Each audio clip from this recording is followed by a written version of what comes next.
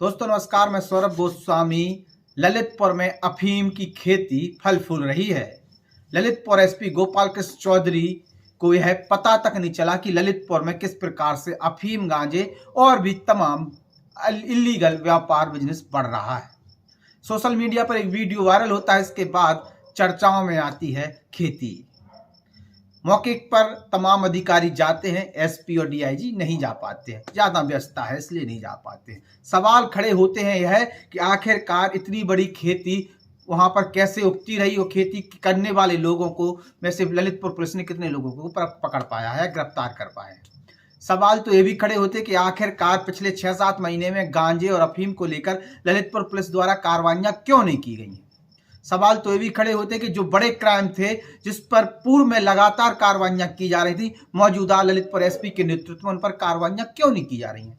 Lalitpur SP क्या जनता को बचाएंगे कि उन्होंने गांजे और अफीम को लेकर कितनी कार्रवाइयां की हैं। ललितपुर एसपी क्या जनता को ये बताएंगे कि बड़े पैमाने पर जो जुआ खेलता था ललितपुर, उस पर को लेकर आज मौजूदा समय में कितनी कार्रवाइयां की जा रही हैं। ललितपुर एसपी क्या ये बताएंगे शराब को लेकर जो बड़े पैमाने में शराब गांव गांव उतर रही है, उसको लेके क्या कार्रवाइयां ललितपुर एसपी गोपाल कृष्ण चौधरी ने की है। क्या वो ये बताएंगे कि ललितपुर में गोरख धंधे जो फल फूल रहे हैं, जो पूर्व में जिन पर कार्रवाई की गई हैं, उनमें से कितनी कार्रवाइयां उन्होंने उनके कार्यकाल में हुई हैं और कितने नए माफियाओं को गैंगस्टर की कार्रवाई के तहत जोड़ा गया है जो राजनीति से प्रेरित ना हो। ये सवाल इस समय गोपाल कृष्ण चौधरी से पूछने की आवश्यकता है, लेकिन सवाल पूछेगा कौन।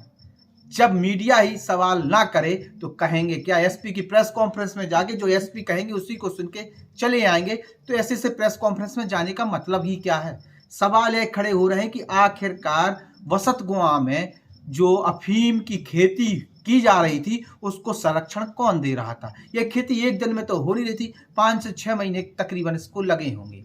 ललितपुर एक ऐसा क्षेत्र जहां पर सबसे ज्यादा डैम है, नदियों से यह पूरा जिला घिरा हुआ है। ऐसे में जो फसल के लिए जो पर्याप्त वातावरण चाहिए वो बड़े पैमाने पर अफीम और गांजे की खेती के लिए मिलता है।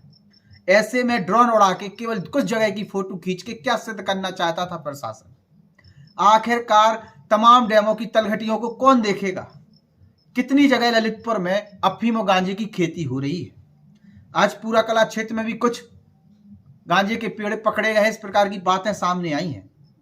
सवाल यही है कि आखिरकार इस गोरख धंधे को संरक्षण कौन दे रहा है और ललितपुर एसपी को क्या उन्हें पता नहीं है।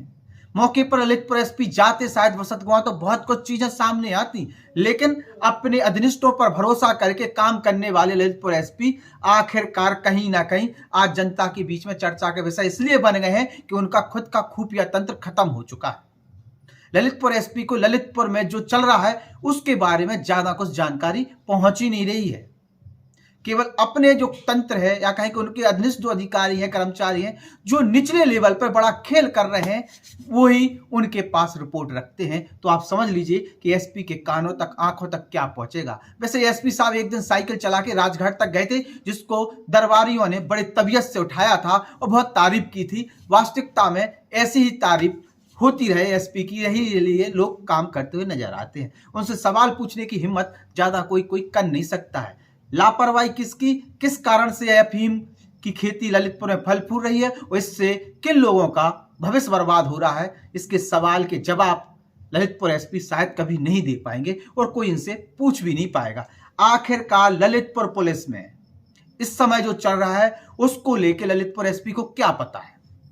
बड़े पैमाने पर अवैध शराब बिक्री क्यों बढ़ गई है, बड़े पैमाने पर अवैध खनन क्यों बढ़ गया है, बड़े पैमाने पर जुआ क्यों खिल रहा है। जुआ को तो आप पकड़ भी नहीं पाए हैं।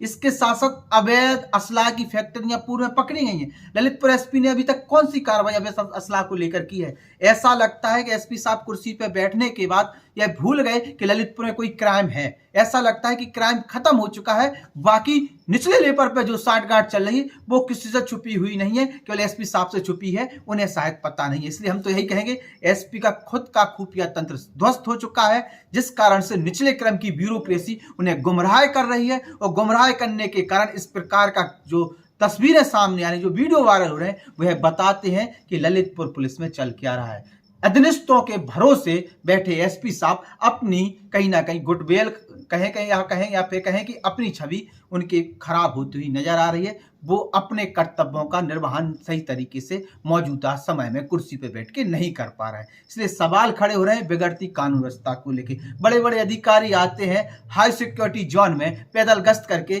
चले जाते हैं। इससे ललितपुर की सुरक्षा व्यवस्था का कैसे जायजा ले लिया जाता है, यह भी सवाल खड़े होते हैं। बड़े पैमाने पर अवैध शराब, बड़े पैमाने पर जुआ, बड़े पैमाने पर गांजा, अफीम, बड़े पैमाने पर बॉर्डर पर जो शराब बिक्री बढ़ती है मध्य प्रदेश यूपी बॉर्डर पर, वो इन सबको लेके क्या किया है ललितपुर एसपी ने बताएं।